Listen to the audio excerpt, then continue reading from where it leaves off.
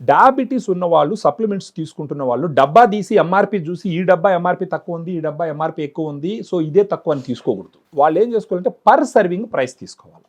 Per serving అంటే ఇప్పుడు మనం డయాగ్రాండ్ ఒక సర్వింగ్ కి 2 లెవెల్డ్ స్కూప్ పౌడర్ తీసుకోమని, దీంట్లో స్కూప్ ఉంటుంది.